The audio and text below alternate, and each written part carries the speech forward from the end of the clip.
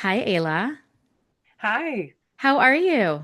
I'm great. Thanks for having me. I'm so glad you're here.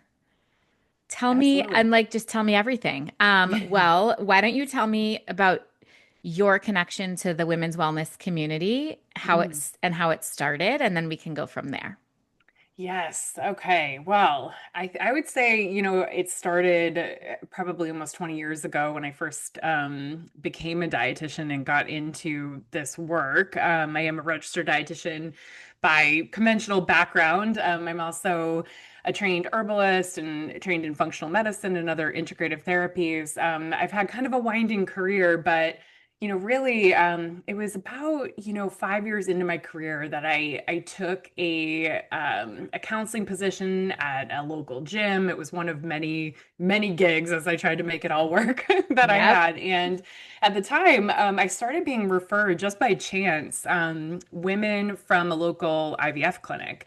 And that is really where my passion for fertility and where I am today, and really my entire career path started, on this fertility journey. And it was women being referred over to me with these instructions to lose weight as much and as quickly as possible, or else, they risked having their IVF cycles canceled. And so I was seeing these really stressed women who were just like help me, and intuitively I was like there's got to be more that we can do. This is not all there is to fertility. And it intuitively also didn't make sense to me that you would go into something like pregnancy having just depleted yourself trying to meet some sort of research standard Mm. for weight, right? And so that's where I started to do research and put the pieces together. And there really was not a lot of practitioners working in the fertility space, certainly not dietitians,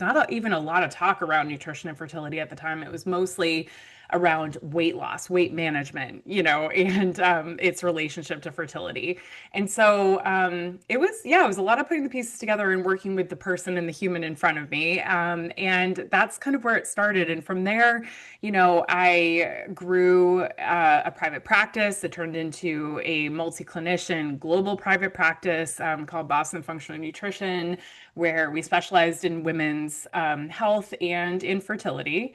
And then from that, I founded FullWell, which is currently taking about, 150% of my time these I know. days. I was gonna say, Um, like, how many things? That's how we are, yeah. isn't it? That's just how we are. It is. It Yeah. is definitely how I am. But FullWell wasn't ever meant to be. When I started it, I didn't think I'm going to be launching a brand. And actually, I launched it at 38 weeks pregnant with my second baby. So that tells you I was not thinking I'm putting a Sure. brand out there into the world right before having a baby. But I was really just driven by a need that I saw in my practice, which was for a better formulated, better evidence-based prenatal multivitamin that I could test to the level that I wanted to ensure that it had exactly what it said it had in every single serving. It didn't have contaminants, that I didn't want in there. I'm sure we could talk more about this, but really it was me wanting exactly what I wanted to have for my clients and also for myself. And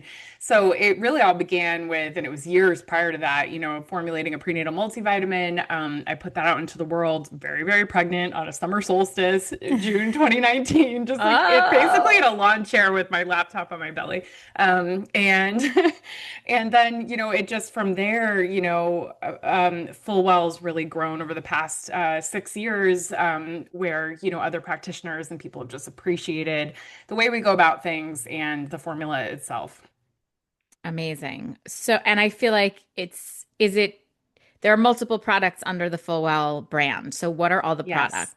Yeah. So, yep, it all started with the prenatal, but then quickly, quick to follow that was a essential fatty acid fish oil supplement. That remains the combination that I feel most passionate about, whether it's Fullwell or some other brand. I really feel that my philosophy is that it all starts with that kind of foundational nutrition before you make things more complicated, and add in other products and things. Starting with covering your nutrition basis is really wise. And so filling in those vitamin and mineral gaps and essential fatty acid gaps that even the best eaters have is a good approach. And then we've got a fertility booster which is coenzyme Q10, NAC, alpha-lipoic acid, ashwagandha. So your most evidence-based kind of four ingredients to support fertility for both partners. So I both was men just and going to women can ask take if it. that one's for both. Okay, It great. is. Yep. And then we've also got an iron product that I'm really proud of because it's so well tolerated and effective at bringing up iron levels if that's needed. I feel pretty strongly that iron should only be taken if needed per your lab work, because that's a just right kind of a nutrient. And then yeah, we've got some, I think by the time, maybe this comes out, we will have launched a product for ovarian health and cycle regularity, really for women who are struggling with PCOS. And we have collagen, the best source collagen, really Is out it there. animal collagen or It vegetarian? is. Yep, Hmm. it is animal source. It's grass-fed, pasture-raised, grass-fed, grass-finished. And what was important to me was to make sure that we were finding a source that didn't contribute to any rainforest deforestation. Really, all collagen comes from Brazil, and that was the concern of mine, as well as water usage. And so it took years to honestly source the collagen peptides that we did, but I feel really, really confident in where we landed with that one. And I assume, but I shouldn't assume, that everything you make can be taken for fertility, but also anytime.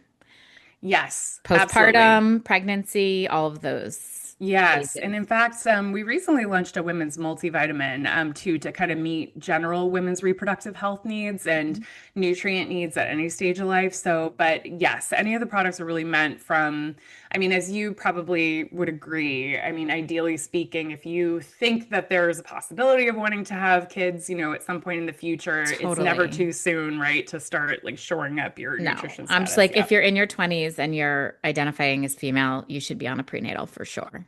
Yeah. I mean, and I still take a prenatal just because hmm they're loaded with all the good stuff. Oh yeah, Um, I'm 41 and I feel like I have a lot of and a mom of two and running my yeah, business and I have a lot of nutrient needs that require this stuff too. totally. Yeah. Amazing. So, do you work in any way really as a dietitian anymore? So I do feel that FullWell really fills my clinical bucket, in terms of, I formulate and really oversee the quality with a quality team, but the quality process and manufacturing of all of our products. I work really closely with other dietitians on the team, our clinical team, to develop all of our education. We pour a lot of time and effort into all of our educational resources because I think supplements are great, right? But, I'm always going to be promoting, food and lifestyle first. And then, these products are meant to kind of fill those gaps. And so we do a lot. I do a lot regularly to try to educate, consumers and also other health practitioners, on different approaches to fertility, PCOS, women's health issues in general, and men's fertility too, because I'm really on a mission to spread the word that, men's preconception health is actually a women's health issue in a lot of Hmm. ways, Yeah, which maybe we can talk about. And I've always, prior to even FullWell, done a lot of practitioner education and mentoring through the Women's Health Nutrition Academy with my co-founder, Lily Nichols. And so I find ways to kind of really fill my clinical bucket. I do take occasional clients still. Um, every once in a while when I have the bandwidth. But I always want to make sure that I really do have that bandwidth to give the proper care. Yeah. sure. So, let's get into GLP-1s, which I have like Yes. so many questions about. hmm Um, I mean, people came to you and they were like, we need to lose weight fast. So, at the hmm time, you came up with one plan. At this point, would you be like, grab a GLP-1 and here's why and here's how? Like, what are your thoughts and feelings? And then I have Yeah. several follow-up questions, That's mostly a personally really, driven. yeah, I mean, that's a really interesting question that I haven't been asked yet, and I have to think about that a little bit. I think in some ways, I mean, we really can think of GLP-1s as a fertility medication because it does have a lot of benefits for fertility in the reproductive system. And I think that, we're hearing about GLP-1s just with regards to weight loss, and there's a lot of wellness influencers, a lot of practitioners I think that I'm seeing conversation wise, like raise the red flag and have a lot of concerns with these medications.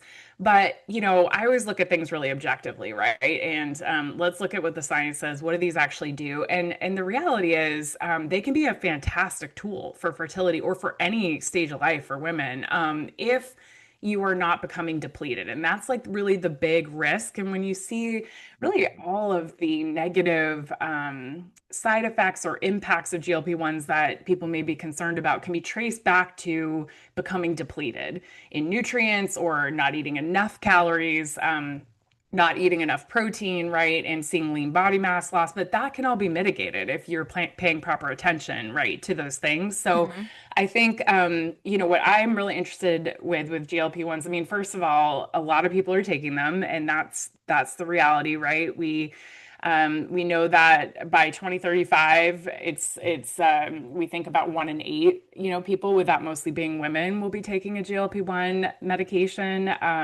to some degree. I think that there's going to be a lot of newer options. Right now, we've got some very in the first few years of them, and even now still, you saw really high doses of these medications and ramping up to really high doses. And I think what's happening now is there's more nuance and adjustments being made as we're seeing how people are tolerating the medications and getting the best outcomes. And so some of the initial things that we're seeing, like, gastroparesis, which is basically, when food essentially just stops moving through the digestive tract, and can be very serious.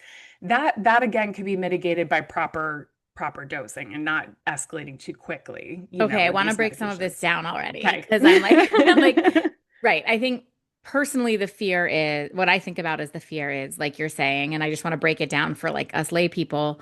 You're on this medication that partially suppresses your hunger, Hmm. and but is still regulating things within your body. Therefore, you're not as hungry and you're not eating as many nutrients as you need to keep you healthy. It could potentially cause gut issues for that reason, right? Let's say you're not getting enough fiber, you're not getting your fruits and vegetables, all these things. Hmm. How do you figure, right? If you're just not hungry, but you need to be on the GLP-1, what do you do? Yes, so you really do need to properly plan out your diet, and I think this is where, if you're going to take a GLP-1, working with a registered dietitian is really smart, or some type of licensed, trained nutrition professional is a really smart idea to map out what your needs are. How low can you go in calories while still seeing progress if weight loss is the goal? But still meeting enough needs of your needs so that your body, really your hypothalamus and your brain, doesn't turn back the dial on your metabolism, doesn't turn down the thermostat on your thyroid. That's how I think about it, where that suppresses all reproductive function. So there's this point where it's like you go too low, you dip too low in resources, like food intake as a whole, and your body's like, whoa, whoa, whoa, wait a minute. We're going to prioritize survival right now. We are not going to prioritize reproductive health because that can wait until we know resources are plenty. So it's like, if you can stay, and mapping out what that looks like for you individually is really important. I think that a tool like a chronometer could be helpful for some, which What is is that? so that's a free like online tool where you can kind of plug in your typical diet and see where some of the gaps are with both macronutrients and micronutrients. So like your vitamins, your minerals, but also your carbs, your protein, your fat. And it's one of the best free options that I've found. It's not something I've ever recommended in practice or otherwise people use every single day. It's not that kind of a thing. It's more that can help you, if you want to get some insight into where you stand right now and where some of the gaps are. But just to kind of wrap up that, I think that it's really important, if you are taking a GLP-1, to take smart quality supplements. It's very difficult to meet all your needs through diet anyway. I mean, we know that key fertility nutrients like choline and B12 and folate and vitamin D, like, they aren't being met by the general population anyway. And then you go and kind of restrict your intake further, and it's even harder. So I think this is where supplements can be really, really smart too. Is there any absorption issue with GLP-1s and supplements? So not with supplements. How they essentially, the GLP ones, how they work is they just delay gastric emptying. So by about 30 to 50%, actually. So it's pretty significant. And that's by design. It's supposed to make you feel fuller longer. They also work in a number of different ways where they're altering kind of your metabolic hormones so that you're getting cues to your brain that say, I'm full, I'm satiated, I don't need more. So it becomes more important. There's not absorption issues, but I would say pay special attention to things like fat soluble vitamins, which are vitamins A, D, E, and K, vitamin B12, iron, especially if you're on these medications for more than, I'd say, 6 months. So that was going to be my next question. I think, again, my personal, all the things I think of with GLP-1s, Mhm. do we have enough research about what's happening when people come off of them? Can you come off of them? Does it mess your body up to come off? From a Mhm. fertility perspective, obviously you want to get yourself into the optimal zone area weight for fertility. Mhm. And then I assume you would stop the GLP-1s for pregnancy. And then do you go right back on or do you sort of wait and see what happens? Yeah, yeah. So it's generally recommended to stop within about 2 months of trying to conceive. I would argue that it's not a bad idea to stop 3 to even 4 or so months prior to conceiving, so that you have a little bit more time to really shore up your nutrition status prior to pregnancy. Now, I mean, there's a few things. Now, I think the one thing that I hear a lot, of in terms of the negative side of these is that they are hard to come off of, that, you'll just gain the weight back. I don't find that necessarily to be true for a couple of reasons. I mean, one, once you having excess body fat has an impact on your metabolism, your satiety cues, and hunger cues, right? And so once you've lost some of that body fat, and hopefully in the interim kind of worked on gaining lean body mass, you've actually changed your body metabolically, and so it becomes easier to manage that new weight post after you lose it.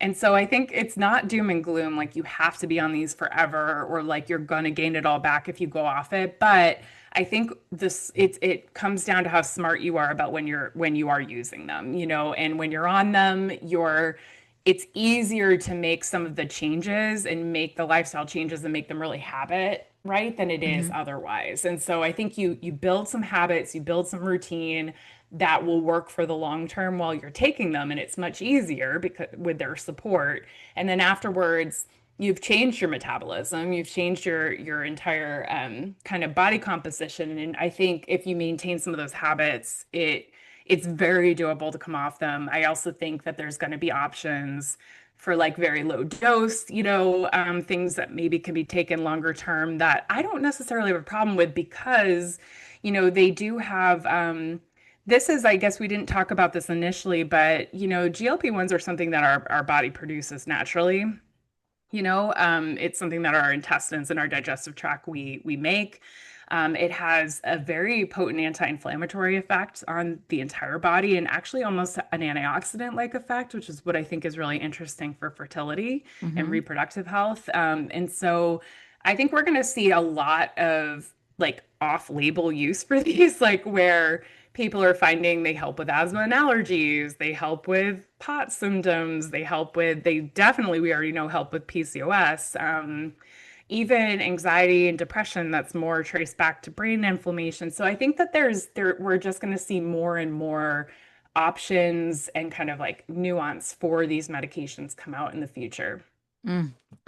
I feel I'm getting advertised constantly for like, don't take a GLP-1, take this natural remedy and it'll produce like help ramp up your Mhm. natural GLP-1s. Is that even possible? Are there things that can get your natural, quote unquote, natural GLP-1s going stronger?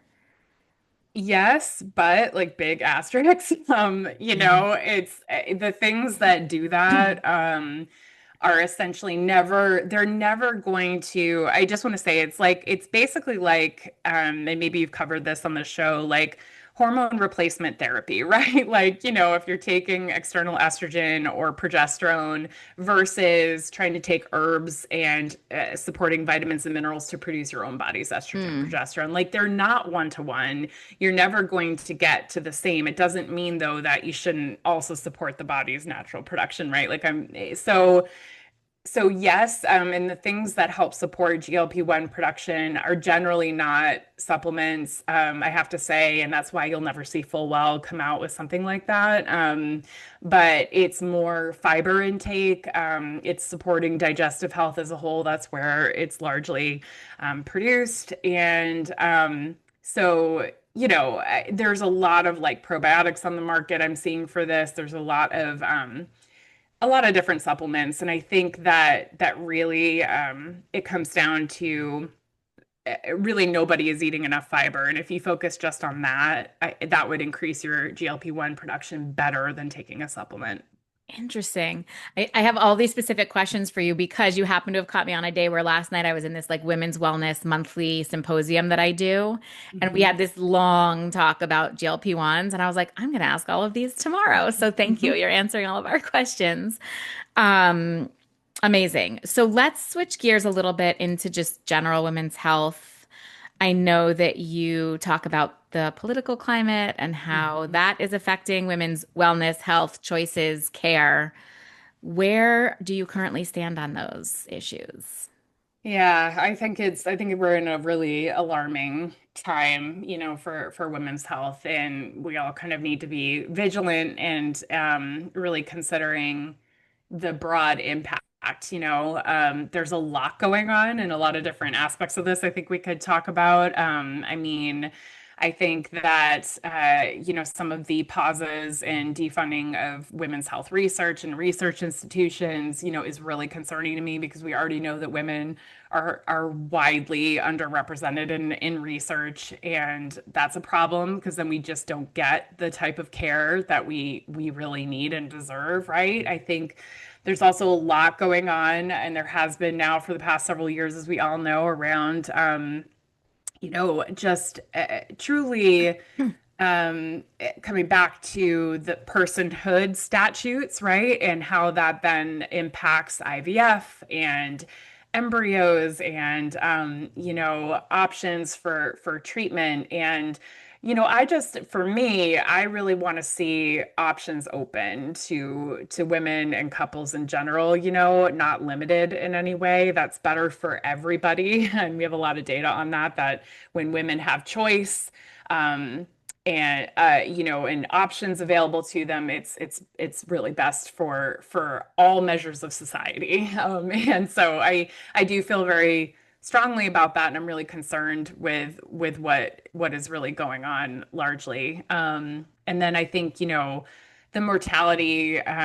maternal mortality crisis that we're currently in is something that I specifically am following, and the different things that impact that. And I think some things that are always alarming to me to think about are it's just where we are in the US, it's for the US it's like over 18, almost 19 maternal deaths per 100,000 births. And for Black women, that rate is 3 times more than white women. So we've got over 50 deaths per 100,000, and that's just really unacceptable. And you see that worsening because the 2026 budget, for the current administration really slashes NIH's grants really significantly, right? And so we just don't see the studies and the research and the care being put back into what would ultimately help reverse and prevent this. So we are not doing well on some of those fronts here in the US. And unfortunately, under the current administration, right, like it's kind of getting worse. Mm, Yeah. yeah. I'd love to offer some glimmer of hope, but I don't know what it is. Other than Yeah. there's people like us who want to support women going through anything. So get the support that you need.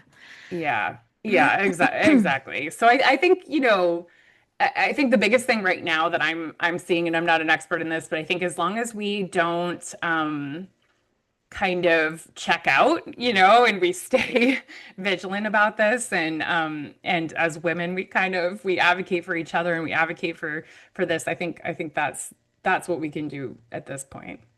I think that's the best approach as well. Um, I love all of this. You've answered so many questions. I love to ask people in closing, what is there any advice you were given as a founder, as a woman, as a human, as a daughter that you think about or that you carry into some of your work or even your parenting? Hmm.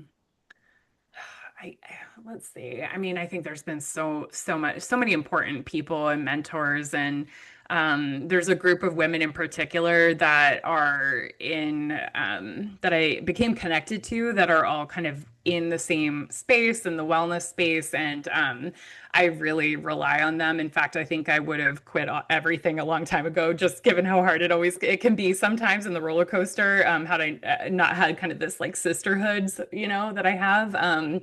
But one thing that just comes to mind, because I was just talking to someone who's like in the thick of it right now with a newborn.